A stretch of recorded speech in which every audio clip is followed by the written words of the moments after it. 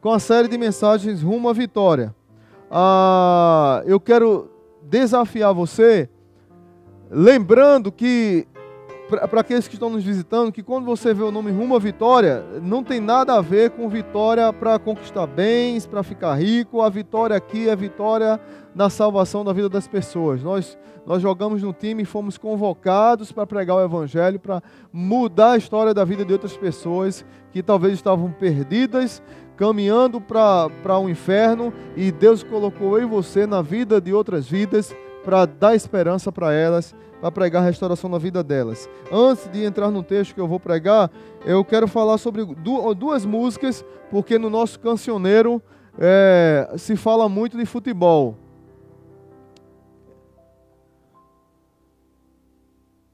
No nosso cancioneiro se fala muito de futebol e se tem muitas músicas sobre futebol. Essa música é bem conhecida, vocês sabem, do Skank.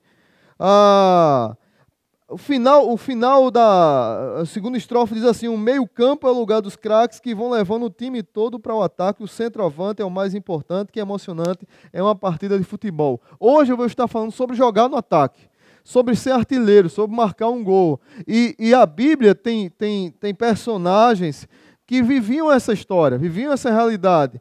Queridos irmãos, talvez aqui os jovens, os homens, quem nunca quis ser jogador, quem nunca se imaginou jogando no Maracanã lotado? O homem, eu estou falando mais dos homens aqui, as mulheres não pensam muito nisso não, mas os homens. Quem aqui sonha em ser jogador de futebol? Levanta a mão aí. Homem aqui, olha aí. Só? Tu nunca sonhou em ser jogador de futebol não, hein? De basquete? Rapaz, tá certo, muito bem. Então, mas é uma coisa, a gente imagina, quem aqui já se imaginou ganhando o salário que Neymar ganha? Aí foi bom agora, não foi? Aí você quer ser jogador, não quer jogar bem, mas quer ganhar o salário de Neymar, né? Ou então de Messi, né? Mas assim, é interessante como o futebol mexe com a gente, e se você for olhar, tantas músicas foram compostas falando sobre futebol e quase todas elas falam sobre marcar gol, falam sobre jogar no ataque, sobre ser artilheiro. Outra música que eu quero falar, que é o tema da pregação de hoje. O tema da pregação de hoje é: esse jogo não pode ser 1-1. Jogue para fazer o gol. Jacques do Pandeiro é um alagoano que morou muito tempo em Pernambuco e aqui na Paraíba. Ele era cantador de coco, de embolada, e ele escreveu essa música que depois de muito tempo veio fazer sucesso com o grupo Paralamas de Sucesso, mas essa música é muito mais antiga do que Paralamas. Esse jogo não pode ser 1-1. E num dos trechos da música diz assim: o empate para mim já é derrota e o meu clube só joga para vencer. O meu clube tem time de primeira, sua linha atacante é artilheira. Tem uma outra música bem conhecida chamada Fio Maravilha, que vai falar do gol, driblou o goleiro, atacou e fez o gol. Muitos aqui conhecem. Meus irmãos, se você olhar a igreja de Jesus, olhando para o futebol, olhando para essas músicas e olhando para a missão que Deus nos deu, nós devemos jogar no ataque. A igreja nunca foi chamada para jogar na defesa. Nós temos que cuidar da defesa, não descuidar dela, que é o que eu vou pregar semana que vem, mas nós somos convocados para jogar no ataque. Resultado de retranca, hoje a gente viu o México, fez um gol e retrancou, levou uma virada boa, para criar vergonha na cara e jogar no ataque. E o Brasil ontem levou um gol, apagou. Fomos convocados para uma grande missão, e essa missão que nós fomos convocados, ela é para frente, é avançando, é fazendo o gol, é marcando o gol. Hoje eu queria falar de um grande artilheiro. O nome dele é Filipe. É um grande artilheiro de Jesus, Filipe. Esse homem de Deus, grande evangelista, diácono. Só para que você se contextualize no texto, Atos capítulo 6, o povo de Deus escolhe alguns homens para serem diáconos, e dentre eles está Filipe e Estevão. Você abra a sua Bíblia lá em Atos capítulo 8, que é o texto que eu vou pregar. Então Filipe, ele é esse homem cheio do Espírito Santo de Deus, mas que ele não perde a oportunidade, ele sempre está disposto a marcar um gol, a fazer um gol, a pregar o evangelho em qualquer situação que ele esteja. O que estava acontecendo na época? Filipe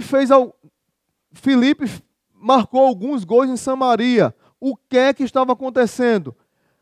Estevão havia acabado de ser morto, apedrejado, por causa da perseguição religiosa. Inclusive, o apóstolo Paulo estava no meio da turma que matou Estevão. O que aconteceu? Igreja perseguida, houve avanço do evangelho. Como já dizia um amigo meu, um dos grandes evangelistas da história foi o rei Herodes, porque ele perseguiu a igreja foi evangelizar. Enquanto a igreja estava tudo bem, na zona de conforto, ficaram só no seu lugarzinho. Às vezes Deus promove uma perseguição, Deus promove uma turbulência na igreja para que a igreja avance. Às vezes nós estamos cheios de nós mesmos, preocupados só com o nosso umbigo, só com as nossas coisas, nossas lutas, e esquecemos de que tem pessoas ao nosso redor precisando ouvir o evangelho da salvação. Aí Deus permite que haja uma tribulação para que tudo seja disperso e a igreja avance, cresça e proclame o evangelho nos 4 cantos do mundo. O que aconteceu aqui? Que Filipe, ele saiu do local dele, pregou em Samaria, pregou em Gaza e pregou em outros lugares. O que é que nós devemos fazer quando temos uma decisão a tomar? Temos tempo e temos oportunidade. E aqui eu já falei sobre esse assunto, pode passar. Sobre o Cronos e o Kairos. Jogar para fazer o gol implica em fazer do momento uma grande oportunidade para a eternidade. O que é que significa isso?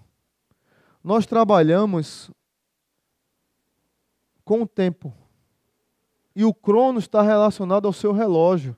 Está relacionado a momento, a segundos, a minutos, a anos, a meses, a dias. E o Kairos é um tempo mensurado de intensidade. É aquele tempo que você aproveita, que você degusta. É aquele tempo que você resgata para aproveitar cada segundo dele. É aquele tempo que tem impacto na sua vida. Está tudo casual, tudo ordinário na sua vida, mas acontece algo extraordinário. Esse é o Kairos de Deus. Você aproveitar a oportunidade. Às vezes um jogador está jogando lá, dribla um, dribla dois, cruza, aí a bola passa, vai para um lado, aí cruza, vai para o outro. Mas quando a bola é cruzada, que o centroavante se prepara, ele olha, o zagueiro deu um espaço, ele sobe para cabecear, ele a bola, ele cabeceia, escolhe o canto, cabeceia de olho aberto, faz o gol. Esse é o Kairos. É a oportunidade que não foi desperdiçada. É aquele tempo que a gente aproveita intensamente.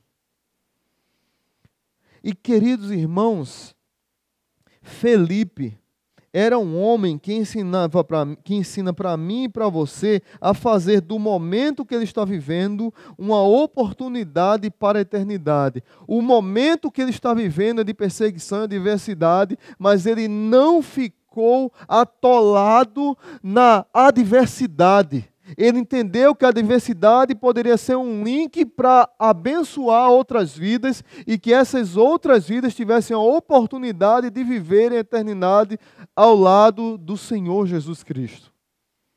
Quantas vezes nós perdemos a oportunidade de pregar o Evangelho para as pessoas e nós não temos a noção e nem queremos saber e nem temos a dimensão de que essas vidas estão passando por nós sem ouvir a pregação do Evangelho e nós não temos coragem de abrir a boca para falar dela, mas aquela é a única oportunidade que Deus deu para que você falasse para ela. Hudson Taylor, um inglês, foi pregar o Evangelho na Índia, foi um grande missionário na Índia. E diz a história de que ele pregou o Evangelho para um grande líder lá, um grande empresário chamado Senhor Ni. O Senhor Ni chegou para ele, depois de convertido, que estava ajudando ele a pregar o Evangelho, chegou para ele e disse assim: quanto tempo os ingleses já conhecem o Evangelho? E o Hudson Taylor disse: há muitos anos. Muitas centenas de anos. E ele disse, por que vocês não vieram antes? O meu pai morreu sem que alguém nunca tivesse falado do evangelho para ele. Sem que alguém nunca tivesse falado das boas novas para ele. Nós perdemos esse senso de urgência. Era sobre isso que eu queria falar. Você foi convocado para não deixar o jogo empatado. O empate é bom para o adversário. O empate não é bom para nós. O empate é bom para o adversário. O time de Deus joga no ataque para marcar o gol, para salvar vidas, para resgatar pessoas. Pode seguir. Filipe fez isso em meio à adversidade. Olhe comigo o texto com a sua Bíblia aberta, capítulo 8 de Atos, verso 4, 5, diz assim: Os que haviam sido dispersos pregavam a palavra por onde quer que fossem. Indo Filipe para uma cidade de Samaria, ali lhes anunciava a Cristo. Assim houve grande alegria naquela cidade. Diz o verso 8. O que é que está acontecendo? A adversidade da perseguição, morte de Estevão. Esse homem de Deus chamado Filipe, ele não ficou focado na adversidade. Ele não ficou fazendo aquela oração, dizendo assim, ó vida, ó céus, Deus, eu sou teu servo, Deus, eu sou teu amado, Deus, eu sou teu querido, eu sou diácono. Diz a Bíblia que eu sou um homem cheio do Espírito Santo, e o Senhor está promovendo essa perseguição, essa dificuldade, essa luta que nós estamos passando. Ele não ficou vivendo isso. Ele não ficou lamuriando a adversidade. Isso não quer dizer, meu irmão e minha irmã, que você não tem que viver, às vezes, a adversidade, chorar, sofrer, lamentar, pedir ajuda. Não, não é isso que eu estou querendo dizer. O que eu estou querendo dizer é que a adversidade ela vem, mas ela não vem para que a gente viva nela, ela vem para nos ensinar e para que a gente saia dela.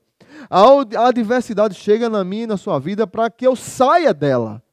Não para que eu viva na adversidade. E esse homem de Deus aprendeu isso. Ele não viveu na adversidade. Diz a Bíblia que eles estavam dispersos, mas pregavam a palavra onde quer que fossem. Diz a Bíblia, indo num gerúndio. Ele não parava. É uma ideia de movimento, de sequência. Diz a Bíblia que ele anunciava a Cristo.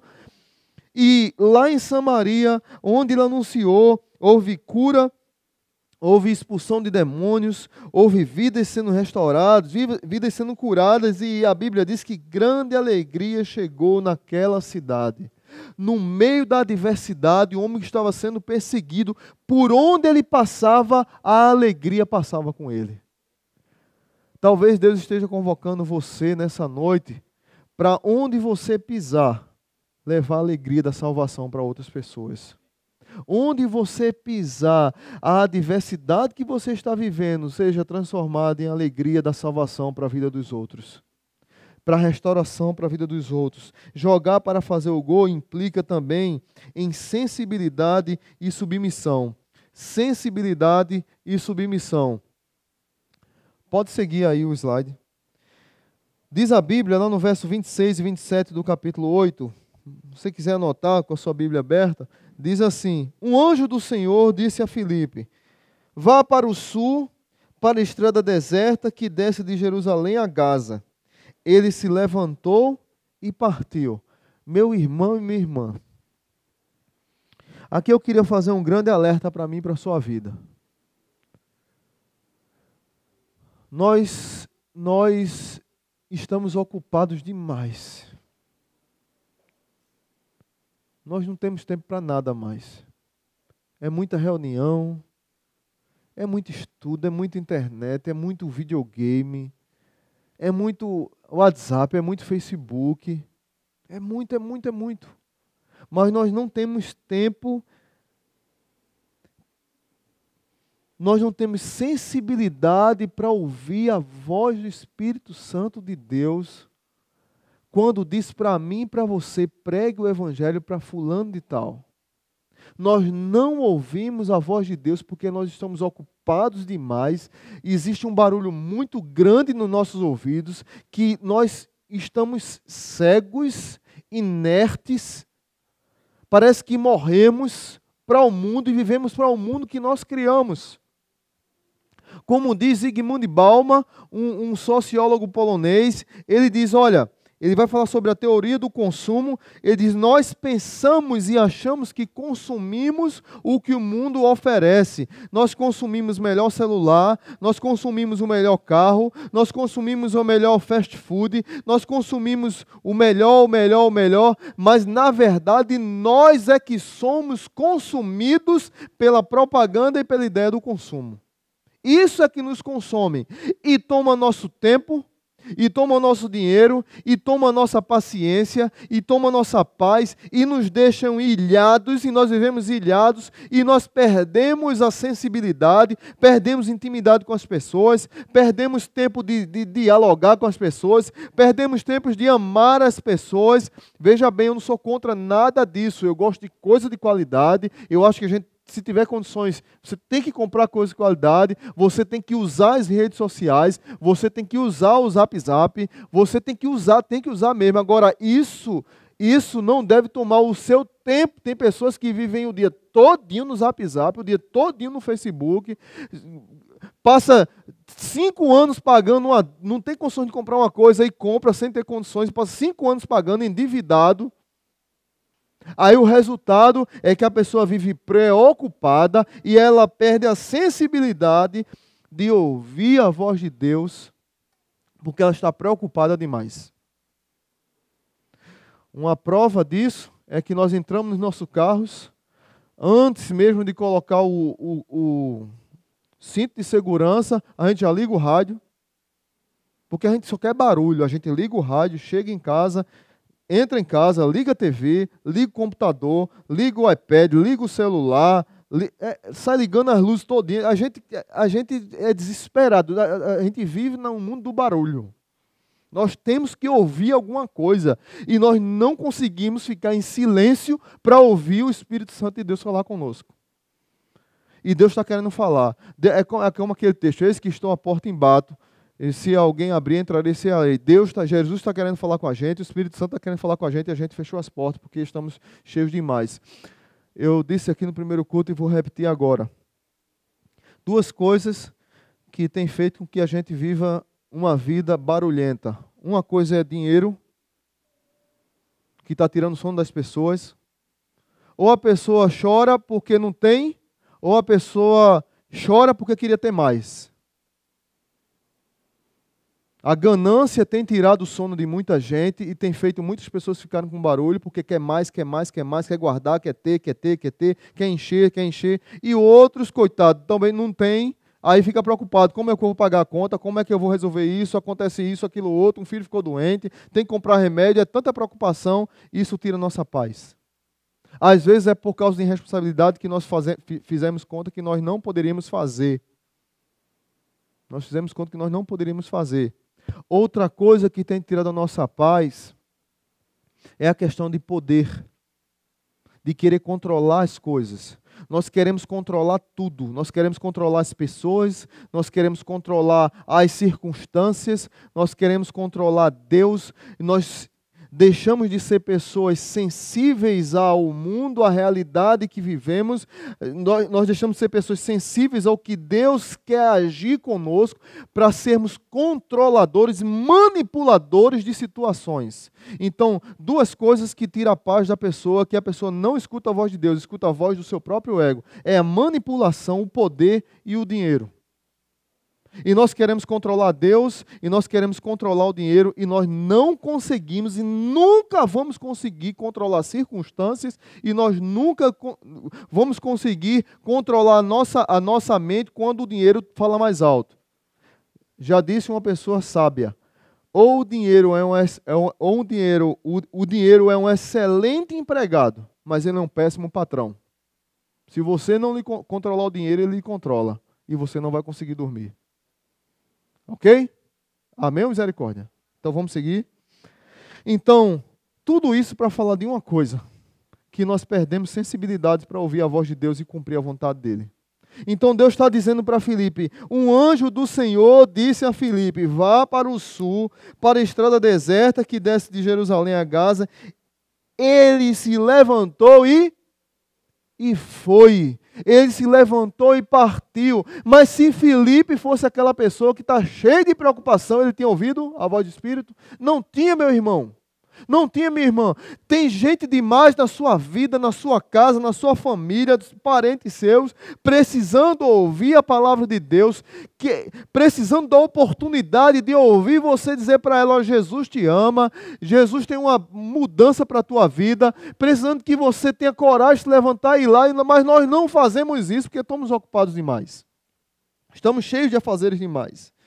Eu quero testemunhar aqui de uma situação que ocorreu comigo, que é muito, muito triste, mas é vergonhoso, mas eu tenho que contar, porque a gente tem que contar coisa ruim também que acontece com a gente. Eu trabalhava com uma pessoa que eu pregava o evangelho para essa pessoa, era todo dia, a gente era escalado no mesmo dia, e eu pregava o evangelho para ela, e pregava, Roberto, o nome dele, chamamos ele de Beto, capoeirista, caba gente fina.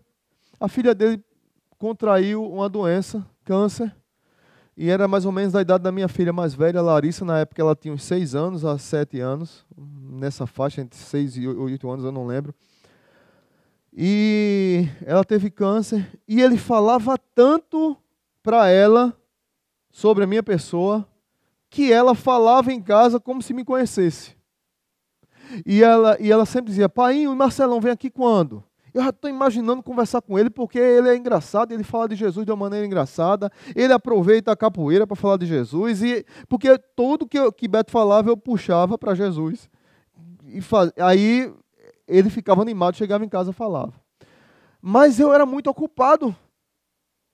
Era reunião na igreja, era seminário, era visita, era separar briga de crente, porque crente briga, viu, meu irmão? Não é pouco, não é muito, viu? Separar a briga de crente, era resolver problema de fofoca, era cuidar dos adolescentes que eu cuidava na igreja, era tanta coisa que eu não tinha tempo para visitar uma menina que estava com câncer, filha de um amigo meu. E certo dia, Beto liga para mim e disse: Marcelão, e sempre eu dizia: não, vamos semana que vem, vamos tal dia, vamos aquilo outro. Aí Beto liga para mim, uma noite eu estava em casa, lembro como fosse hoje, estava eu, Geisa e Larissa em casa. E Betão ligou para mim e disse: meu irmão, eu estou ligando para você para dizer que você vai fazer uma visita à minha filha, mas agora não vai dar tempo de conversar com ela, porque você vai vir só para o velório dela, para o enterro dela. Mas eu quero dizer para você, agradecer, porque eu sei que você orou pela minha filha, para que ela fosse curada, não deu certo. Quero agradecer por você ter falado do evangelho para mim. Mas eu quero dizer para você que ontem ela passou mal e hoje socorreu e piorou. E antes dela ir para o hospital, ela falou de você. Ela disse: Painho, quando eu voltar do hospital, não esqueça de trazer Marcelão para cá, porque a gente tem que conversar. Uma das últimas pessoas que ela falou foi você. Gente, isso dói demais e envergonha a gente. Nós perdemos o senso de urgência. Nós perdemos o senso de urgência porque nós perdemos a sensibilidade de deixar o Espírito Santo falar conosco. E isso dói demais. Quando a gente vê uma pessoa próxima da gente que morre sem ouvir falar de Jesus e a gente estava perto e não falou. Quando um parente, quando um vizinho, quando um amigo, quando um patrão, quando um empregado, um funcionário que você foi convocado para falar, para marcar um gol de placa e não fez. Outra situação aqui, Filipe estava nas luzes da ribalta. Tem pessoas que querem falar só para multidões. Tem pessoas que só querem falar de Jesus se for para falar em público. Filipe, diante da perseguição, ele começou a pregar o evangelho em Samaria e ele logo ficou famoso.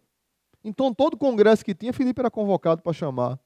Mesmo diante da perseguição. Deus tira Filipe da luz da ribalta e põe Filipe no deserto para falar para um eunuco. Para uma pessoa que não era dos judeus. Para um africano negro. E aí segue para o próximo ponto. Pode seguir, querida. Jogar para fazer o gol implica em identificar as pessoas e conectar-se a elas. Jogar para marcar o gol implica em identificar as pessoas e conectar-se a elas. Veja o que aqui diz a Bíblia. Ele se levantou e partiu. Se eu tivesse ouvido não a voz de Beto, mas do Espírito, que que talvez eu tenha ouvido várias vezes, mas eu não quis ouvir porque eu estava muito ocupado. Talvez a filha dele tivesse ouvido falar do Evangelho. Talvez outra história de um amigo nosso chamado pastor Paulo Solonca, de que a mulher dele diz, filho, fale com o vizinho, filho, fale com o vizinho, filho, fale com o vizinho, porque a mulher dele diz que ele está em depressão, e ele já falou várias vezes em se jogar do prédio, e não sei o que, e aquela coisa, ele, não, amanhã eu vou. Aí o irmão ligava, vai reunião na igreja, visita, não sei o que, não sei aquela... Resultado, pastor Paulo Solonca disse para a esposa dele, disse, hoje, depois de jantar, eu vou falar com o vizinho. Vá, meu amor, porque hoje de tarde a esposa dele veio aqui de novo. O pastor Paulo Solonca senta para jantar, a mulher senta de frente dele. Quando ele curva a cabeça para orar, agradecendo a Deus pelo alimento, ele escuta um tiro. O vizinho acabou de cometer suicídio. Que ele ia falar depois do jantar, mas que ele teve várias oportunidades de ir e não foi. É sobre essa sensibilidade que eu quero falar, meus irmãos, que eu estou falando para você, desafiando a sua vida e a minha vida. Veja o que aqui diz, verso 27 aqui. Diz a Bíblia que ele se levantou e foi, e num caminho ele encontrou um eunuco, um etíope, um oficial importante encarregado de todos os tesouros de Candace. Só um detalhe, Candace não era o nome da rainha, Candace era um título real. Assim como Herodes, assim como Aimeleque, era um título. Rainha dos etíopes. Esse homem viera a Jerusalém para adorar a Deus e de volta para casa, sentado em sua carruagem, lia o livro do profeta Isaías. Duas situações aqui interessantes. Primeiro que ele ouviu a voz do Espírito e ele foi. Ele identificou a pessoa e ele chegou perto dela. Ele chegou perto, ele colou com ela. Só que talvez ele não tivesse dimensão de quem era essa pessoa. Talvez Filipe não tivesse a dimensão de que a pessoa que ele chegou perto tinha influência sobre um país inteiro. Esse homem aqui, traduzindo para a nossa realidade hoje, era como se fosse o ministro da fazenda do país dele. Era responsável pelo tesouro, era encarregado oficial mais importante, era como se fosse um primeiro-ministro, um ministro da Casa Civil, um ministro da Fazenda, que é um dos ministérios mais importantes de um governo. Veja a influência que esse homem tinha no país dele. E diz a história de que ele foi o primeiro missionário na África, no norte da África. Ouviu o Evangelho e expandiu o Evangelho. Só que tem outra coisa interessante aqui no texto também. Um é que ele era uma pessoa estratégica para a sociedade. A outra era que era uma pessoa que estava buscando a Deus. Ele não poderia adorar no templo, porque a lei não permitia. Mas Jesus veio para quebrar a divisão que havia entre templo e as pessoas entrarem no templo. Jesus ele quebrou com isso. Todos os homens têm livre acesso a Deus. E ele estava em busca, ele queria. Meu irmão e minha irmã, quantas pessoas estão do nosso lado todos os dias buscando a Deus, sem saber como, lendo todo o livro de espiritualidade que são lançados. Você chega na livraria, você pega a revista Veja, por exemplo, e vai ver lá os 10 livros mais lidos da semana, os tops. Pode ver, no mínimo, tem uns 5 na área de espiritualidade. No mínimo. É Jesus, isso aqui, a espiritualidade segundo Jesus, Jesus o maior mestre não sei de quê, aquele a cabana.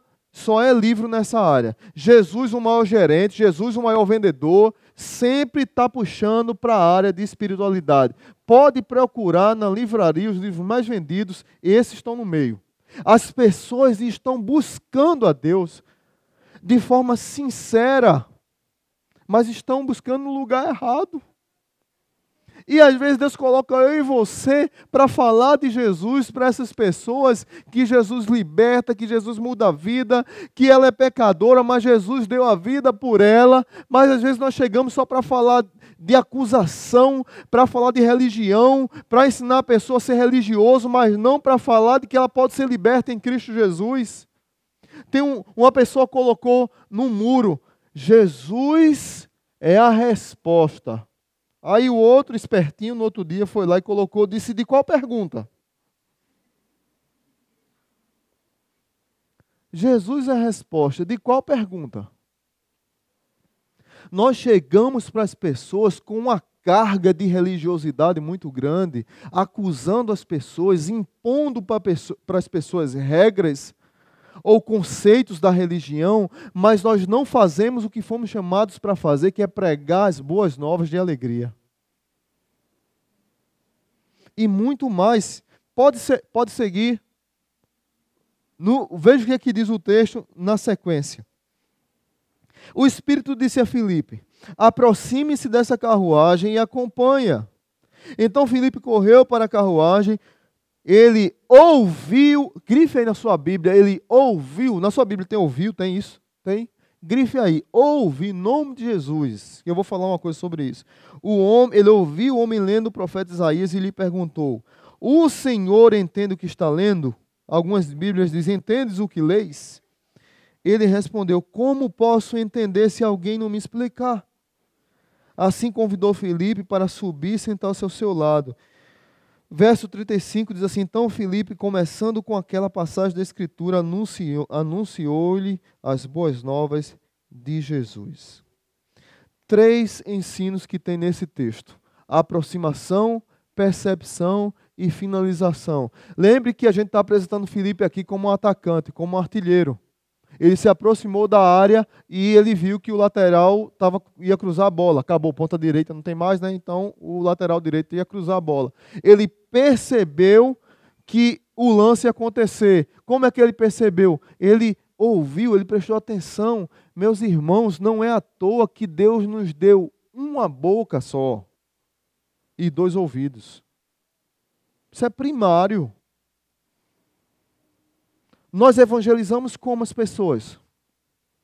Nós queremos empurrar um panfleto na cabeça da pessoa. Nós chegamos para ela: olha, aceite Jesus como Senhor e Salvador da sua vida, senão você vai para o inferno, e vem para a minha igreja, e se batiza na minha igreja, porque a minha igreja é melhor do que a dos outros. A gente evangeliza assim, meu irmão. É assim. E o cara não tem nem chance. Sim, mas eu sou crente.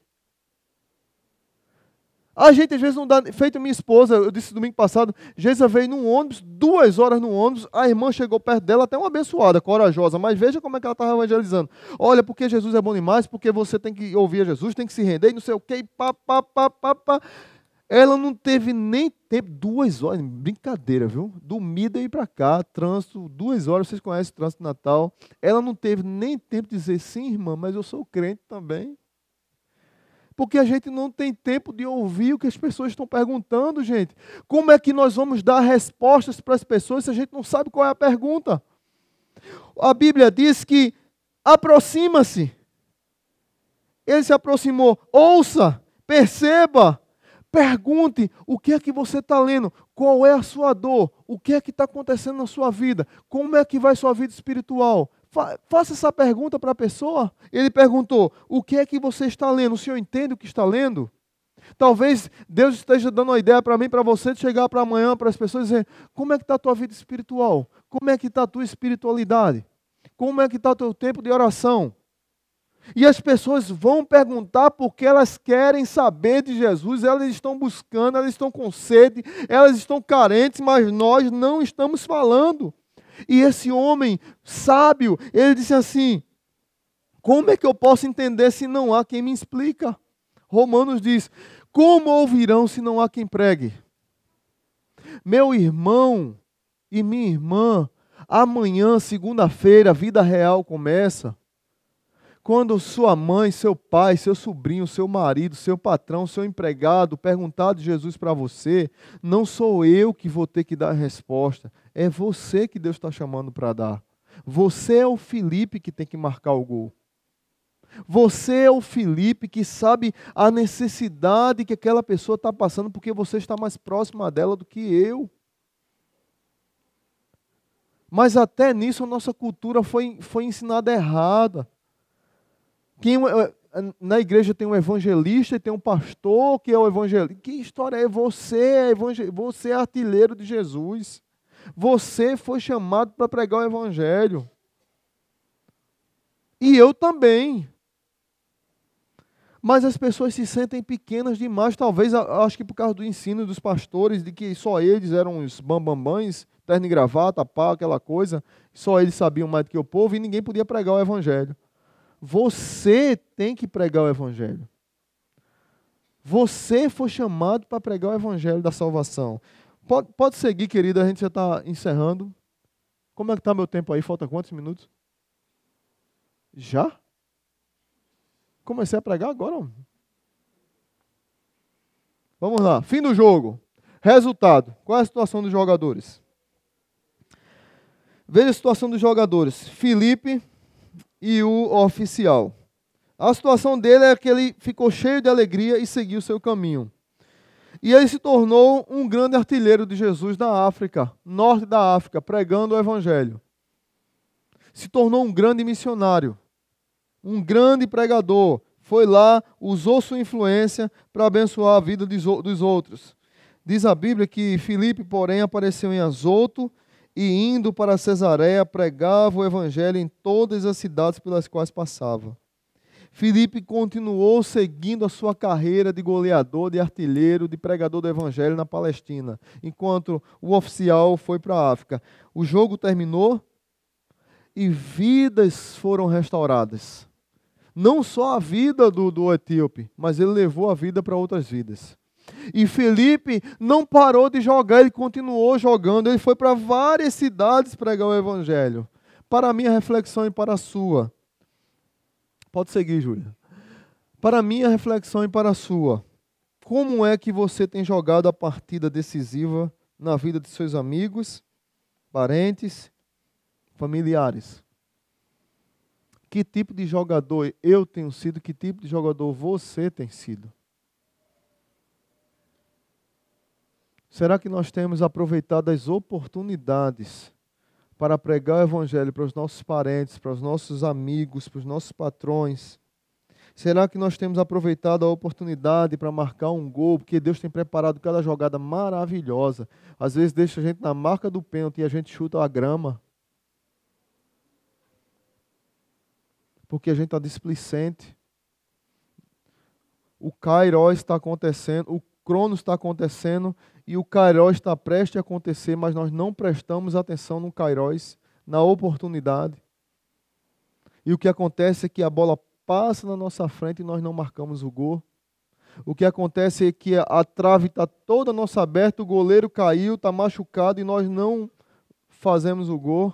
Está o Pai, o Filho, o Espírito Santo, os anjos vibrando, torcendo para que a gente marque um gol, e nós desperdiçamos, como eu desperdicei na vida do meu amigo, na vida da filha dele. Gente, eu falo isso com vergonha. Eu tenho vergonha quando eu abro a boca e falo isso. Quem é na sua vida, na sua família, que está precisando de que você se aproxime, chegue perto, que você escute mais do que fale e que você faça um gol finalizando, anunciando o evangelho da salvação? Eu não sei, você sabe. Eu não sei, mas o Espírito Santo sabe. E você precisa ficar em silêncio para ouvir a voz do Espírito dizer para você que esse jogo não pode ser 1-1.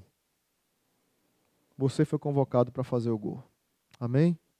Curva sua cabeça. Vamos agradecer a Deus.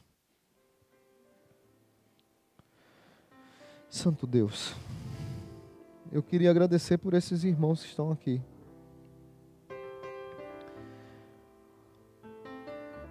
Pai, quanta vergonha, Pai, nós sentimos por tantas oportunidades que o Senhor tem nos dado de falar do Teu Evangelho para tantas pessoas. E quantas vezes a gente,